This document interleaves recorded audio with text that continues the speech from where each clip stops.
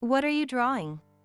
Grandmother Catherine asked me with a smile as I was absorbed in drawing, using my favorite red-colored pencil. The birthday cake that I had with you. I proudly showed her the drawing, having just finished coloring the bright red strawberries. The picture showed a big, splendid cake surrounded by my grandmother and friends. And a big, beaming smile on my face. Grandmother's eyes crinkled as she smiled warmly. Vicky, you're really good at drawing. Just like an artist. The warmth of her hand as she patted my head felt comforting, and I closed my eyes in bliss. I love my grandmother. Even if my parents don't love me, I can live with her kind hands. My name is Victoria. I'm 28 years old, and I love drawing and reading. During the day, I work as an office clerk at a small company, and at night, I draw comics and keep a diary which I post on my blog and social media. I tend to exaggerate the events of my daily life, but I always try to end on a positive note. Doing so helps me stay positive in real life too. I enjoy seeing people relate to my thoughts and stories. The reason I consciously try to stay positive is because of the environment I grew up in. I remember a story about a famous writer being approached by a beautiful actress. She said, "Wouldn't it be wonderful if we had a baby with your brains and my looks? Wouldn't it be wonderful if we had a baby with your brains and my looks?" The writer replied, "But what if the child inherits your brains and my looks?" The child the actress hoped for was my sister. The one the writer warned about was me. My father works for one of the most famous companies in America. My mother was a beauty queen who won numerous contests. I inherited my father's looks and my mother's intelligence, along with all their insecurities. Relatives often said I had my father's nose or that my mother wasn't good at studying either. This seemed to annoy my parents even more, and they started treating me harshly as the child who wasn't supposed to be. On the other hand, my sister Margaret, who is 3 years younger than me, was known for being adorable and smart in our neighborhood. She had big, bright eyes, a high nose, fair skin, and silky hair. And she was good at charming adults with her sweet demeanor, making everyone adore her like an angel. Of course, our parents doted on Margaret, their ideal daughter, more than anything. Moreover, Margaret knew how to turn me into the villain and draw our parents' love towards her even more. If she broke a dish, she'd say, "Victoria dropped it." Or if she slacked off from her lessons, she'd say, "Victoria didn't let me go." If she took money from Mom's purse, she'd say, "Victoria ordered me to." She blamed everything she did on me. Even though it was obvious she was lying, our parents always blamed and punished me. They believed that I, the defective child, was jealous of perfect Margaret and bullied her. Home was nothing short of hell. Yet, I managed to survive because of kind friends and my paternal grandmother. Especially my grandmother, who lived nearby, always took me in whenever I was kicked out as punishment. She often scolded my parents, but my mother would scream hysterically, insulting grandmother. "Grandma, I'm fine. It's my fault." I would intervene between them. My parents would look smug, and grandmother would look sad. She stopped scolding my parents and instead pampered me. When my grandmother was folding the laundry, I would sit beside her, drawing pictures on the back of flyers. "Vicky, you have a real talent for drawing." She would praise me, and buy me drawing paper and a set of 36 colored pencils. For my birthday, when no one else would even say happy birthday, my grandmother would prepare a large cake for me. "We can't possibly finish this cake with just the two of us." We would laugh heartily and invite my friends over. Eating hamburgers and a cake full of cream at my grandmother's house, opening the gifts my friends brought, I will never forget that happiness. My parents knew I was always at my grandmother's house. At first, they would frown and say a child spoiled by their grandmother would never amount to anything, but by the time I became a fifth grader, they had stopped saying anything at all.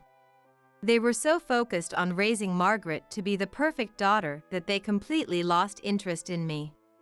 They stopped being strict and began treating me like I was invisible. As if I never existed in the first place, they provided the bare minimum of food, clothing, and shelter, but that was it. By the time I became a middle schooler, I understood there was no way my parents would ever pay attention to me. I still couldn't completely give up hope, but they said, "Margaret is taking an entrance exam for a private middle school, so we can't afford your tuition." And I finally gave up on being loved by my parents. It wasn't possible that my father, who worked for a large company, couldn't afford my tuition. When my grandmother heard this, she was so angry it seemed like her blood vessels might burst, and she offered, "I'll pay for your tuition, so come live with me and go to high school from my house."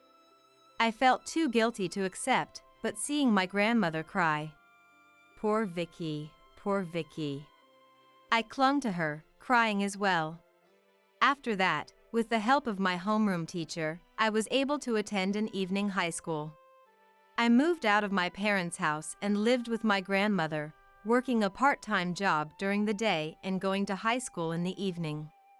My grandmother told me I didn't need a part-time job, but I wanted to at least pay for my living expenses. After graduating from high school, I moved out of my grandmother's house and started working as a clerk in a small company in the neighboring town, and that's where I am now. I told my parents where I lived, but they never visited or sent letters. But I finally gained independence and got away from that house. I was only looking forward. One day, I received mail from Margaret for the first time. It was a wedding invitation in a fancy envelope. Margaret, whom I had barely seen since middle school, was now 25 years old. With her beautiful face like our mother's, she had probably caught a high-income man like our father. The thought of meeting that family made my stomach hurt, but still, I was Margaret's only sister. If I didn't go, it might raise suspicion with her fiancé. I've been a working adult for 10 years now. I'm not the wonderful daughter my parents wanted, but if I could show them that I'm living properly, maybe our relationship would change a little. When I lightly mentioned on my blog, I'm going to attend my sister's wedding after being estranged for over 10 years, I received warm words from my followers.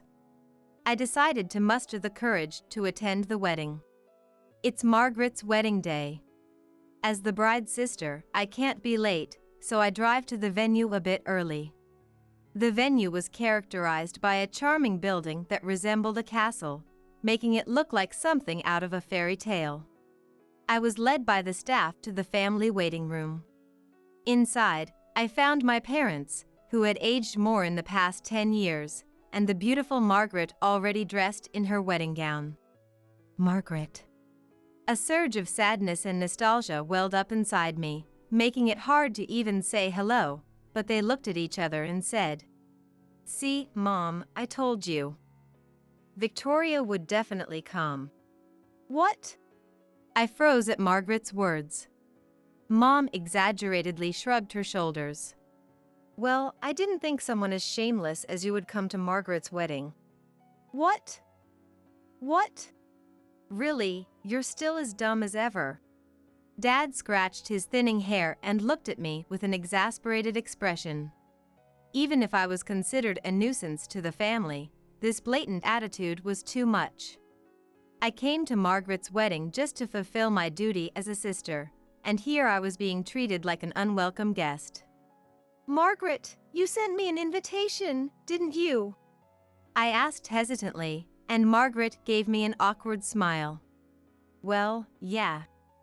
It would look bad not to invite my blood sister, even for someone as useless as you." Her words were as harsh as ever, but I didn't have the energy to care at this point. "Then why treat me like a nuisance? Didn't you want me to come?" When I pointed out the contradiction, Margaret placed a hand on her cheek and tilted her head. Well, I did, but then I realized it's better for appearances to say you're dead rather than have everyone laugh at you. What? I realized that about a month ago. I meant to tell you, but then today just came around. What's that supposed to mean? You made up that I was dead and didn't bother to tell me because it was too much trouble? As I stared at Margaret in disbelief, Mom glared at me. You can't help it. You've never been married or had anyone to marry, so you wouldn't understand, but the time before a wedding is really busy. And I didn't think you'd actually come, so I told Margaret, even if you contact her, she won't come. Because if I were in your position, I wouldn't want to attend a wedding. It's too embarrassing, right? Mom twisted her face into a mocking smile. Don't be so mean to her, Mom. I knew Victoria would come. She thought she'd finally be recognized as part of the family, right? That she was loved and needed, right? Isn't that so? What? Sorry to get your hopes up. Instead, I've told everyone that you're the kind sister who died young from a brain illness. Margaret looked down at me with pity. No one's going to believe such a sudden lie, especially not your relatives or your husband. Don't worry, Victoria. You haven't seen any of the relatives for a long time, have you? Everyone knows that you've always been the black sheep of our family. We'll just tell them the funeral was a small family affair because you didn't want it to interfere with my wedding. No one will question it. I've already told my husband, and he believed me easily because he's so infatuated with me. What? It's true that I haven't properly met with any relatives except my grandmother since I graduated from middle school. Some relatives were concerned about me, but that was more than 10 years ago. If they heard that I had died without any contact, they might actually believe it. As I stood there in a daze, my father threw something at me. It was the seating chart for the wedding. Look at this. Margaret is marrying into a family of doctors. There's no way I can introduce someone as incompetent and foolish as you to them. I silently opened it, and sure enough, on the groom's side, there were several people with the title of doctor, starting with the groom himself. Take it as a souvenir and get out of here. You're already dead to us. Ha ha ha ha ha. My father's thoroughly disgusted voice, combined with Margaret and my mother's high-pitched laughter, echoed in my mind. Holding my dizzy head, I fled from the venue. I jumped into my car and tried to start the engine with trembling hands. My hands wouldn't cooperate, and tears streamed down my face. I felt a mix of sadness, frustration, and hatred. It was like a palette filled with only dark colors, being violently mixed together with a thick brush, an overwhelming feeling of helplessness. I should have known those people would never change. Yet, somewhere deep down, I had hoped they might, and that made me feel ashamed and frustrated, making the tears flow even more. I watched absent-mindedly through the glass as people continued to enter the venue. I didn't belong here, but my body felt too heavy to move. Suddenly, my purse vibrated with a smartphone notification. With cold hands, I took it out and saw a notification about a comment on social media. I had posted yesterday about attending the estranged sister's wedding, and it seemed friends and followers were worried and sending messages of support. The warm words from them made my heart ache. Moved by their kindness, I used a feature I had never used before to vent my frustration for the first time. My own parents and sister have declared me dead. It seems like I have no value in living. As I typed, the tears wouldn't stop. Soon, messages started pouring in. Message after message. Victoria, you are not worthless. I love your illustrated journals and your warm personality. Your illustrated journals have saved me before. If that's the kind of family they are, you should cut them off, Victoria. All of them were words of sadness and anger for my sake, from people who didn't even know my face. The words slowly seeped into my heart, which had completely lost confidence. Then, a close friend who must have seen my Instagram called me, crying, "Victoria, wake up. There's no way they can keep up such a lie forever. Stand tall for your grandmother who cherishes you." Those words woke me up. My grandmother, who cried, got angry, and laughed for my sake. She must be at the wedding venue too. How sad would she be if she heard that I had died? Imagining that made my anger surge. I am not a worthless person. I am not someone to be ashamed of for living. The ones who should be ashamed are those who look down on people who live earnestly on their own 2 feet. I took out a handkerchief from my bag and wiped my eyes. Then, after reapplying my eyeliner, I slowly opened the car door. By the time I returned to the venue, the reception had already begun. I peeked inside through the glass wall. It seemed like it was time for the slideshow of the bride and groom's childhoods. The slideshow included family photos, some of which featured me as well. As it ended, the MC shared that the bride's sister had passed away from illness a few months prior. Naturally, the relatives at the bride's family table began to stir, looking at my parents. Then, my father stood up. "Margaret's sister fell ill with a brain disease and passed away quickly. She was a kind child, close to Margaret, and worried that her illness would delay Margaret's wedding." He began to speak. My mother, sitting beside him, dabbed her eyes with a handkerchief. I marveled at how they could lie so boldly, having just seen me earlier. "My daughter in heaven must be happy now." My father continued, tears streaming down his face as the guests watched in shock. Do you need something from this venue?" Seeing me glaring at the glass, a staff member nervously approached and asked, "Oh, sorry. Actually, my sister asked me to surprise her." "Sister? You mean?" "Yes, the bride," I said, smiling, and then I pushed the door open with all my might. It was the door behind the bride's family table, and everyone's eyes shifted from the father of the bride to me. For a moment, the sheer number of eyes on me made me falter, but I remembered my friend's words and stood firm. My parents continued their fabricated memories about me without noticing. Only Margaret noticed me, standing up abruptly. Before she could shout anything, I raised my voice to the loudest it had ever been in my life. "I am Victoria, the bride's sister. I took a bit longer to come back to life, sorry for being late. Hell is a hot place, you know, I got a bit sweaty." My heartfelt greeting silenced the entire room. "Oh, sorry. I went to heaven, not hell. I died of a brain disease, or something." I tilted my head and smiled, though my heart was pounding. As everyone stared in shock at the strange sight, Margaret was the first to regain her composure. "Who are you? My beloved sister is no longer in this world. How dare you make such a horrible joke? Someone, get that woman out." Margaret screamed.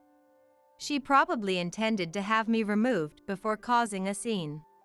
However, a voice called out near me almost immediately. "Vicky!" My grandmother stood up and staggered towards me. "Vicky, is that you? Oh, thank goodness. Thank goodness.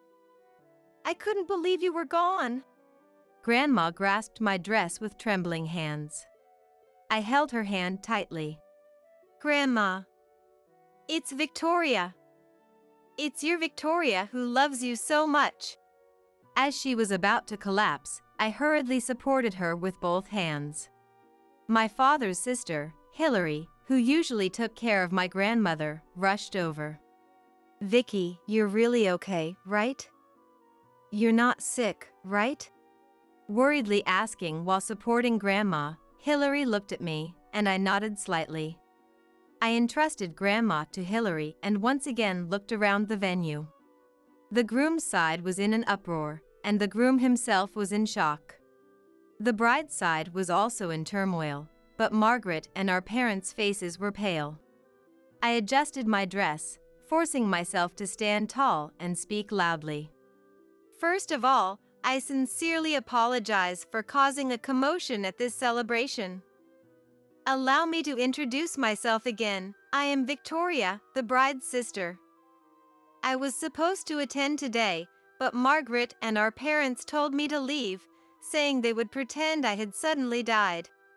The entire hall became even more agitated. I hope you can understand the heart of a granddaughter who didn't want to shock her grandmother, who has always cherished her, even with a lie. Vicky. My grandmother whispered in a hoarse voice. The reason my parents and Margaret wanted to erase me is because I am an inadequate daughter. Since I was young, they have discriminated against me and favored Margaret because I am neither talented nor intelligent. Hey! My father shouted in a panic at my revelation.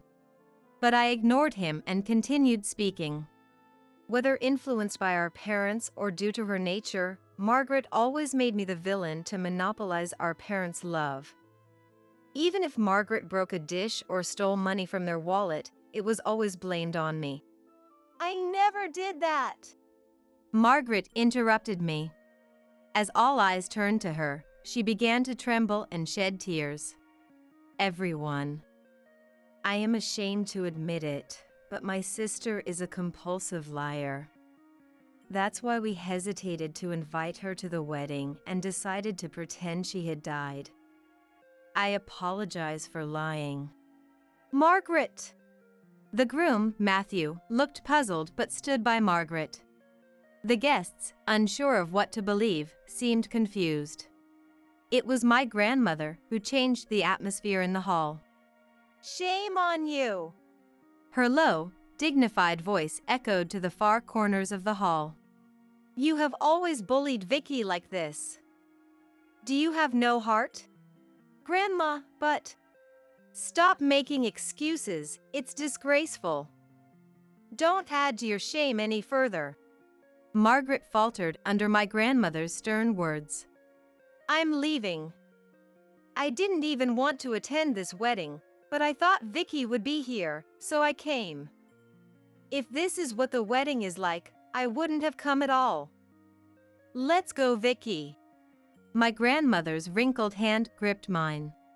I had much more to say, but the warmth of her hand made it all seem irrelevant. Yeah, let's go.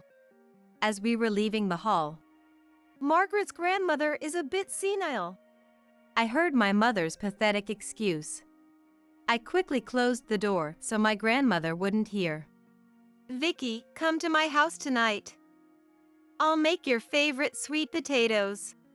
My grandmother gently suggested, caressing my hand like she was talking to a small child. Yeah. I clung to her and cried like a little child. Soon after, all of my father's relatives left the hall too. They were disgusted by the inhumane lies of Margaret and my parents and lost the will to celebrate. I'm sorry, Victoria. I knew Nicholas was hard on you, but it was hard to criticize another family. I wish I had been more supportive. I patted Hillary's back as she tearfully apologized. As an adult, I now understand how hard it is to speak up about issues in someone else's family. In the end, I left the venue with my father's relatives.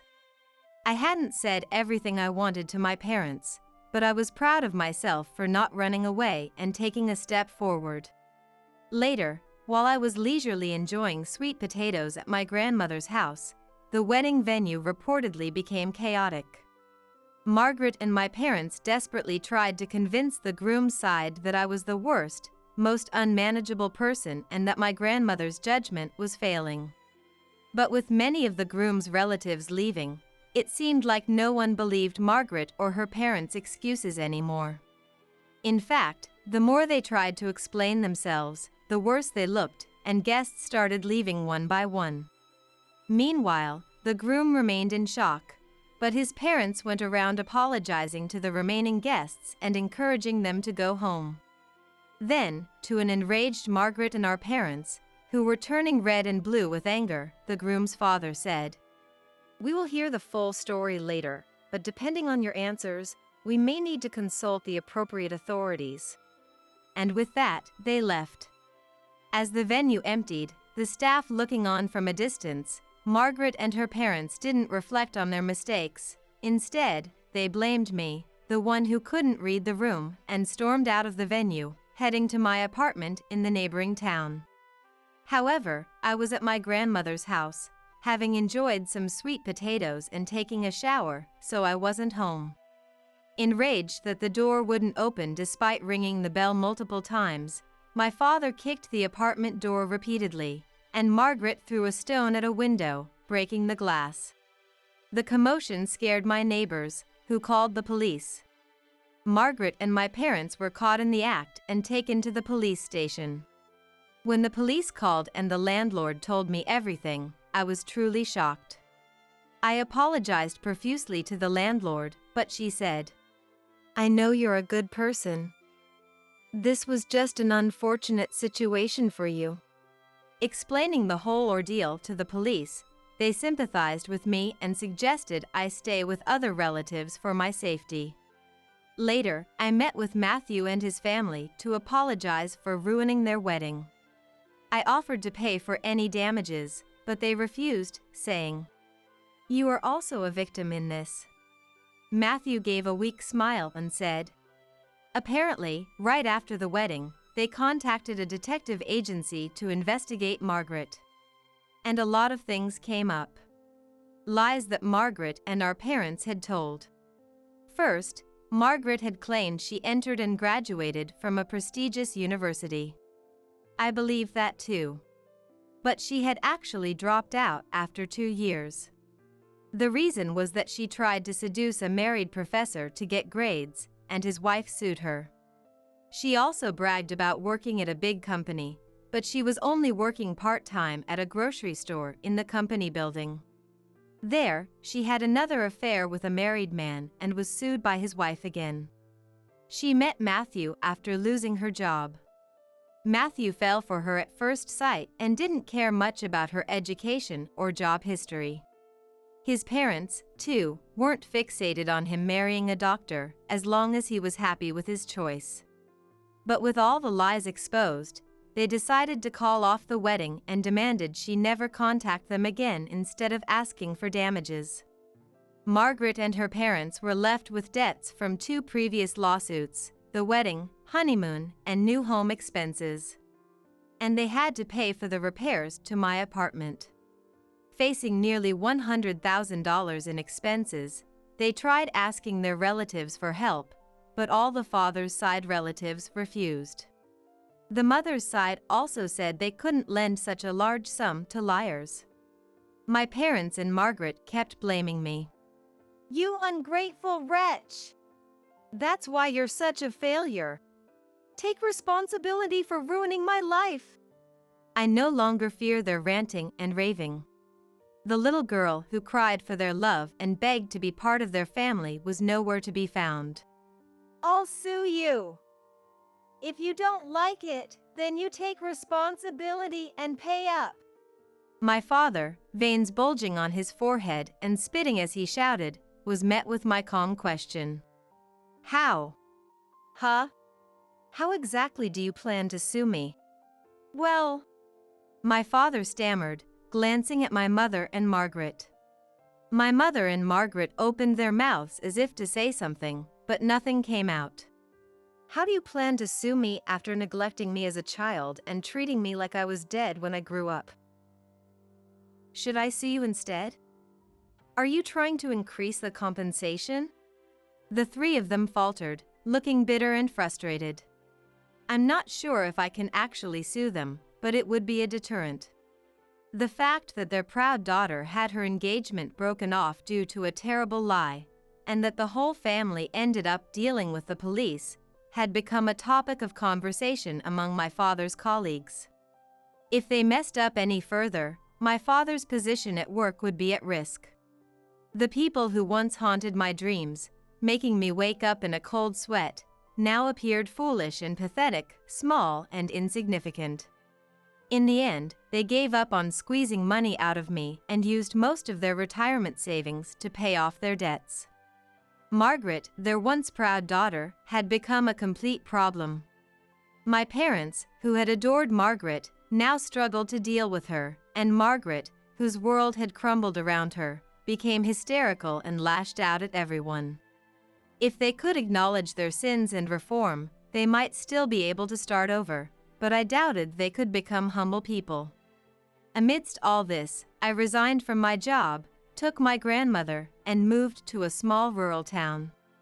There, I got a job as a clerk at a small company and started a slow life with my grandmother, who rented a plot of land for farming. As I shared our daily life in a picture diary on my blog and social media, my following gradually grew. People said they were healed by the heartwarming episodes with my grandmother, and before I knew it, I had tens of thousands of followers. I even received offers to publish a book, and I felt as if I were living in a dream, elated by this unexpected turn of events. I knew it, Vicky. Your drawings are kind and make everyone happy. My grandmother, a little smaller now with a bent back, stroked my head with the same warm hand as before. My life had finally been recognized by the world. But what made me happier was my grandmother's smile. I felt from the bottom of my heart that I was glad to be alive. I'm sorry to tell you, but... What? I gasped as I heard the reality from the police. My body recoiled, refusing to accept the facts I had just heard. I couldn't believe my brother-in-law, Dawson, and my precious daughter, Eliza, had tried to commit suicide using charcoal briquettes. Dawson, who was kind to a fault, and Eliza, who was so easygoing. And then there was me. We may have been an unconventional family, but I thought we were a normal one. It's my fault. If only I had been stronger. Frustrated with my weak body and timid nature, I blamed myself. I must have been the one who drove Eliza to desperation. But why would Dawson attempt suicide with Eliza? There could only be one reason. That nasty woman must have been pulling the strings behind the scenes. Their daily interactions made it clear. Dawson had always been at that woman's beck and call. Before talking everything to the police, I needed to confront that woman myself and make her confess. Fueled by an unprecedented level of anger, I began preparing for revenge. My name is Nora, and I'm 45 years old. My misfortune began 3 years ago. My beloved husband, Ronald, passed away from a stroke. At the time, our daughter Eliza had just turned 14. I remember how we held each other and cried all night after the funeral. What are we going to do now? Mom, do you think we can survive? It's going to be okay. I'll figure something out, I promise. We had relied entirely on my husband for our livelihood. I had always been physically weak, making it difficult for me to work like others. It was only natural for Eliza to feel anxious. Honestly, I was just as worried. I had only worked part-time jobs during my student days and had hardly any real work experience. I wondered if I could support her and myself going forward. One day, as I was feeling disheartened, I received a phone call from someone. Hi, Nora. It's Dawson. I was wondering how you were doing. Oh, hi Dawson. It's been a while. The call was from my brother-in-law, Dawson. Having just lost his brother, I'm sure his wounds were deep too. Even so, he had reached out to check on us, worried about what we were going through. That weekend, Dawson visited our home and made an unexpected proposal. Why don't the three of us live together from now on? It would make things easier for you. What? Are you sure? Of course. I think Ronald would be worried about you and Eliza from heaven. It would be tough for you to send Eliza to college on just your income alone, right? Dawson. Nothing could have been more reassuring. Eliza and I accepted Dawson's proposal and decided to live together. Dawson worked at an advertising agency, and while he didn't earn as much as my husband had at a trading company, he still made a decent living. I planned to work part-time as well, so our lives were bound to become much more comfortable. Just as I had thought, once we began living together, our lives became far more manageable. This is great. I can be a bit of a slob, I'll admit, but with you and Eliza handling the housework, I can focus more on my job.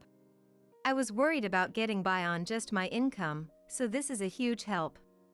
Thank you, Dawson. I'll do my best with both my studies and helping out around the house. Yeah. Let's work together, the three of us.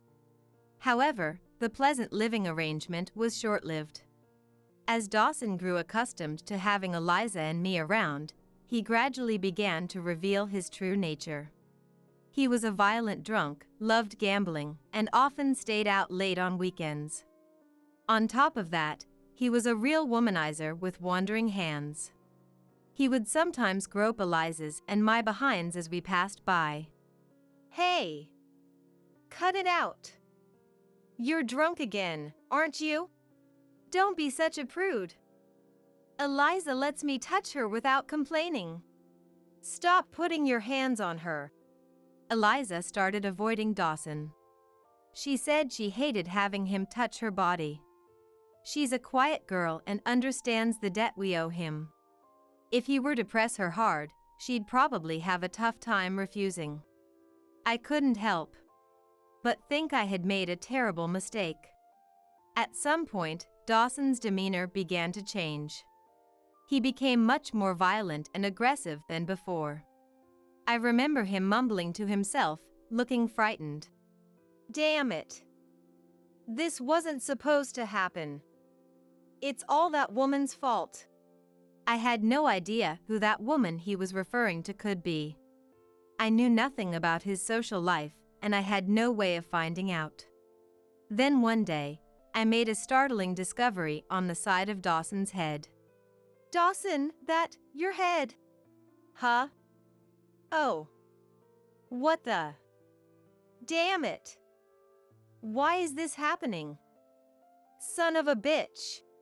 There was a circular bald spot on his head. He must have been under an incredible amount of stress. I couldn't help but feel terrified.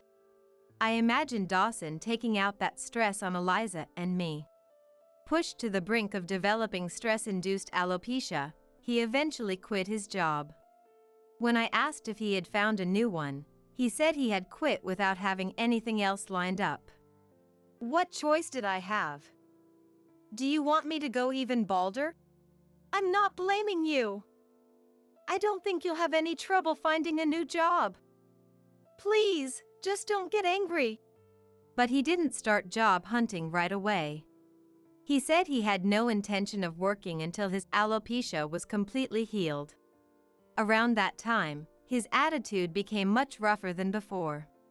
On top of that, he became far more slovenly, repeatedly exasperating Eliza and me. Come on. Please don't walk around naked after getting out of the bath. What did you say? This is my house too. I can dress however I want. But it's really troubling. Eliza's at a delicate age, so please be considerate. Why do I have to put up with so much? Dawson became short-tempered. And every time he drank at home, he would mutter curses at that woman. It's that woman's fault. It's not my fault. That woman set me up. He kept repeating that. I thought the woman pushing Dawson to the edge must be a female coworker. But maybe that wasn't the case. After all, he was still suffering even after quitting his job. Who on earth could that woman be? Dawson wouldn't tell me when I asked. Then one day, when I came home from work, I saw an unfamiliar pair of women's shoes by the front door. The aroma of a seemingly delicious meal wafted from inside. Eliza should still be at school, so why? As I entered the kitchen dining area, I found a slender woman standing there, cooking. Dawson was sitting quietly at the table. His eyes were darting around as he looked at me. The woman spoke up before he could. You must be Nora? Nice to meet you. I'm Beverly, your new next-door neighbor. Oh, nice to meet you too. But why are you cooking? Dawson said he was hungry, so I borrowed your kitchen. I used to work with him at his previous job. I hope we can get along well from now on. Yes, of course. The pleasure is all mine. Beverly said she would leave the cooking to me and go home. Of course, I didn't mind, but what surprised me was Beverly's behavior after that. Beverly wrapped her arm around Dawson's neck and whispered something to him, her lips almost touching his earlobe. Dawson's reaction was to turn deathly pale and start trembling all over. Dawson! What's wrong? Dawson! He was harassed at his previous workplace. Poor thing. I'm sure that must have brought back memories for him. Take good care of him, okay? Well then, see you around. And with that, Nora left. As she walked out, Dawson let out an enormously deep sigh. He must have been incredibly tense. That woman tormenting him had to be her. But he was so terrified that no matter what I asked, he wouldn't divulge any details. He seemed completely dominated by fear. For the sake of our future, I thought it might be best to do something about it. With that in mind, I started racking my brain for ideas. A few months had passed since Beverly moved in next door. During this time, he had been disturbingly docile. You could say he was constantly distracted, his mind elsewhere. He often didn't notice when I spoke to him, and he still made no effort to find a new job. I think I was so preoccupied with Dawson that I failed to notice a change in my precious only daughter. One day, Eliza uncharacteristically complained to me about feeling unwell. I feel kind of feverish. I might have caught a cold. Oh, really? Maybe you should stay home from school. It wasn't the season for colds to be going around, so what could it be? A thought suddenly occurred to me, and I checked Eliza's body, feeling puzzled. The symptoms Eliza was describing were the same as when I had first become pregnant with her. An unpleasant notion raced through my mind. I considered the possibility that Dawson had made a move on Eliza. Our Eliza is timid. It would be understandable if she couldn't refuse him. Hey, forgive me if I'm mistaken, but Eliza, did you by any chance do that kind of thing with someone? Could there be a baby in your belly? Oh! That's... Eliza. What? Really? Tell me. Who was it? I won't get mad. Eliza closed her mouth, on the verge of tears. She clearly didn't want to say. I asked her this and that, but to no avail. In any case, it seemed certain that she had engaged in that kind of act with someone. I took the still silent Eliza to the gynecologist. The test results confirmed that Eliza was indeed pregnant. No matter how many times I asked who the father was, Eliza wouldn't answer. Her head was bowed, her lips sealed. She must have had a strong reason for not wanting to tell me, or for being unable to. In other words, the other party wasn't someone ordinary. This wasn't a happy pregnancy. The thought of my Eliza going through something like this. It pained me as if it were happening to me. A few days later, in the evening, I received a call on my cell phone as I was coming home from work. The call persistently came from an unknown number, so I tentatively answered it and found that it was the police. They told me to come to the police station in the city immediately, so I hailed a taxi and went straight there. Apparently, Dawson had attempted suicide together with Eliza. What? Where are they now? Are they safe? Please tell me. Please calm down. They're both in the hospital now. It seemed that Dawson and Eliza had tried to kill themselves using charcoal briquettes.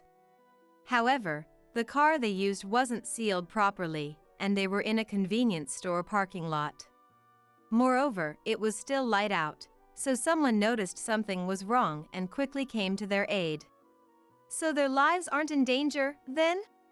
Well, yes, but I'm afraid to say that this incident doesn't appear to be a simple suicide attempt. There are signs that Eliza was assaulted by a group. What? My body recoiled, refusing to accept the facts I had just heard. Assaulted by a group. How could this happen to her? Was Dawson involved? But why would he attempt suicide? Could it be that he was tormented by a guilty conscience? How was Dawson involved in the assault? I couldn't shake the nausea. How did things end up like this? It's my fault. If only I had been stronger. Frustrated with my weak body and timid nature, I blamed myself. I must have been the one who drove her to desperation. But why would Dawson attempt suicide with Eliza? There could only be one reason. That woman must have been pulling the strings behind the scenes. Their daily interactions made it clear. Dawson seemed unable to defy that woman. Before talking to the police, I needed to confront that woman myself and make her confess. Fueled by an unprecedented level of anger, I began preparing for revenge. I investigated everything I possibly could about that neighbor, Beverly. Her background, personality, family, relationships, absolutely everything. As a result, I learned that she was now completely alone in the world. She had apparently quit the company she worked for.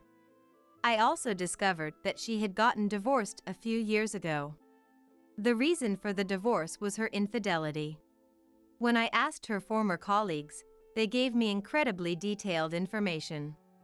Beverly was a terribly wicked woman. She was a frightening woman who repeatedly found men she could use and sucked them dry to the bone. After taking every precaution I could, I called Beverly out to a cafe during the day. She arrived with a serene smile on her face. Long time no see. Did you wait long? What can I do for you? Don't play dumb. You're the one who drove Dawson and Eliza to suicide, aren't you? Suicide? Drove them to it? What are you talking about? Dawson and Eliza tried to kill themselves with charcoal. The surprise on Beverly's face was so feigned it made me sick. She knew everything, yet how long did she intend to keep up this act? She had an expression that said she knew nothing and was completely uninvolved. Did she not understand how devastated and angry I was, having nearly lost my precious Eliza? Stop playing dumb. I know all about it. You were exploiting his weaknesses, weren't you? You were manipulating him, right? Wait, calm down. I really have no idea what you're talking about. Is that so? Then shall I jog your memory? I turned my smartphone screen toward Beverly. The footage shown was from our living room. It was a hidden camera recording, so a potted plant was obstructing the view. However, it was clear who was doing what and where. Beverly had Dawson on all fours, kicking his rear over and over. I couldn't see her expression, but I could tell she was angry. You ugly piece of trash! Worthless scum! Apologize for being born. She was shouting those words. Dawson was desperately apologizing. He was crying in a pathetic voice. Just like a child. I had everything investigated. Dawson borrowed money from you, didn't he? A considerable amount, at that. Isn't that right? Say something. Even if you say that, I don't know what you're. He and I simply had a relationship where we enjoyed slightly abnormal play. It has nothing to do with you, does it? Yes, you're right. I'm just his housemate. We weren't married or anything, so I suppose I have no right to interfere with your tastes. Then, don't complain about it. I cut Beverly off. That's not what I wanted to ask about now. I was trying to confirm how you had cornered him. Just answer my question. You lent money to Dawson, right? But that money wasn't yours. Isn't that true? What? How do you know that? I played another video for her to see. I had set up more than one hidden camera. I had been suspicious of Beverly ever since she moved in. I wanted to find out what kind of interactions Dawson and Beverly were having while I was away. That's why I had installed a hidden camera in every room. In the video, Dawson was forced to sit in front of Beverly and was slapped repeatedly. There was no doubt that she was responsible for his alopecia areata. Why was he subjected to this treatment? The reason he couldn't defy Beverly was the existence of the debt. Look, this scene here. You say, if you don't pay back the money soon, those guys will make you suffer. Those guys are the gangs, right? Huh? Where's the evidence of that? I told you, it's pointless to play dumb. I was worried about Eliza, so I was wary of him too. I tried to figure out what he was afraid of. So, even though I knew it was wrong, I secretly searched his room. As a result, I found out that Dawson had a large debt. The amount was about $50,000. It was all debt Dawson had incurred from gambling. You lent money to Dawson, but it wasn't actually your money, it was the gang's money. He unknowingly borrowed it, and then he was put through hell. That's how it is, right? You talk as if you saw it all. There's no evidence that I have ties to the gang. Don't say such scandalous things. I'm terribly offended. I'm the one who's offended. How long do you intend to feign ignorance? I played a third video. This location wasn't inside the house. It was from the security camera at the grocery store where I work. The video showed Beverly and another man who was tall and too thin. His name was supposed to be Ariel, and they seemed very close. This man is Ariel, right? He's with the gang, isn't he? How do you know about that? Obviously, because I investigated. You see, I work stocking shelves at that grocery store. I had noticed that you sometimes shopped there. I also knew that you would come with a man sometimes. I was shocked when I looked into it. He was with a gang. In other words, Beverly was an underling of the gang. Her role was to trap targeted men. She would approach them, saying she would lend them money if they were in trouble, immobilize them, and then pressure them strongly. If you can't pay back the money, do as I say. Dawson had probably started living with us out of pure goodwill at first. However, his demeanor changed partway through. It was because she demanded repayment of the debt. He learned that she had ties to the gang and began living in fear of her shadow. Eventually, he was driven to the point of developing alopecia areata and quit his job as a way to escape from her. Even so, she followed him. Dawson must have been terrified when he found out she had moved in next door. Dawson, who was up to his ears in gambling debt, had no choice but to listen to you and your gang connections. Isn't that right? Give me an honest answer already. And if I say it is? So? You're the worst. And then you people ordered him to hand over Eliza, didn't you? I wasn't the one who gave the order. It was Ariel. If you want to hold a grudge, hold it against him. You're just as guilty. Because of you people, Eliza was violated and even got pregnant with some stranger's child. Dawson was so tormented by this that he tried to commit suicide with charcoal along with Eliza. It's all written right here. Beverly's eyes widened when she saw the paper I pulled out. That's right, he had left me a note in his room. The letter detailed how she had been cornering him.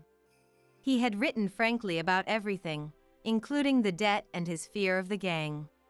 The night I left the two of them in the hospital and returned to the room, I searched his room. And I found this note left on his desk.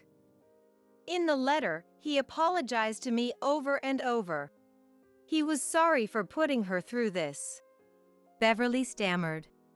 Then, it's not my fault that Eliza was passed around by man. I won't accept that you bear no responsibility whatsoever. It's because you drove Dawson into a corner. I will never forgive you. Never. It was the first time I had ever been this angry at someone. This woman and her gang had wounded my precious Eliza's heart and body. How sad and painful it must have been for her. She must have wanted to talk to me about it. But she couldn't. She didn't want me to worry. Poor thing, truly. Eliza had tried to leave this world as he told her to. You're the one who drove them to suicide too, aren't you? Answer.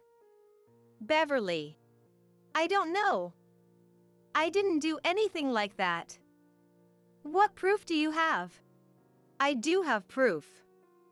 Here, read the last part of this note. It says, from now on, hand Eliza over as many times as they want.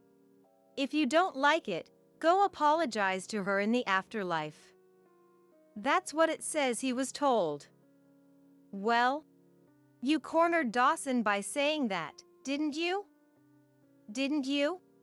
Oh, but I never thought they would actually commit suicide. Beverly finally admitted her involvement. Of course, even if she hadn't admitted it herself, there was evidence. If I examined all the audio from the hidden cameras, I could have verified her statements. But there was meaning in making Beverly confess herself. I took a voice recorder out of my handbag and showed it to her. I recorded our entire exchange just now. I'm going to submit this to the police. Wait a minute. Isn't that unfair? Recording me. You have no right to criticize anyone. Do you truly understand the gravity of what you've done? Do you feel even the slightest remorse? At my shout, all the customers in the store turned to look at us. Of course, this situation was going according to my plan too. Surrounded by people, Beverly couldn't escape. When I said I would submit evidence to the police, Beverly's resolve completely crumbled. I'm sorry. I think I really did a terrible thing. I regret it, and I swear I'll never do it again. I want to sit in front of Eliza's grave and apologize. So please, just don't tell the police. I'll do anything for you from now on. I'm afraid I have no use for a good-for-nothing woman like you. And my Eliza is still alive. She hasn't woken up yet, though. Don't go sending her to the grave without permission, okay? Thanks to the quick discovery, Dawson is still alive as well. If they regain consciousness, both of them will surely testify. They'll say that Beverly was a gang underling and that she drove them to attempt suicide. She has nowhere left to run now. She seemed to realize this too, and her voice finally broke into sobs. It's Ariel's fault. I'm a victim too. He used me. Used you? How so? The same as Dawson. He immobilized me with debt. He threatened to drown my parents in the sea if I didn't do as he said, so I had no choice but to. More nonsense. Didn't I say I investigated everything? Beverly, I looked into you too. Your parents passed away a long time ago, right? It's a lie that this person threatened you. Isn't it? Beverly hung her head, her face beet red. She must have been terribly embarrassed about having her lie exposed so easily. She was a woman who lied as easily as she breathed. I braced myself. I mustn't believe this woman's words or tears, as they were surely mixed with lies. You actively cooperated with Ariel. You're the one who told him about Eliza, aren't you? That may be true. I don't remember very well, but that's enough. The police can verify the rest. Right? At my call, the men in the seats behind us turned around.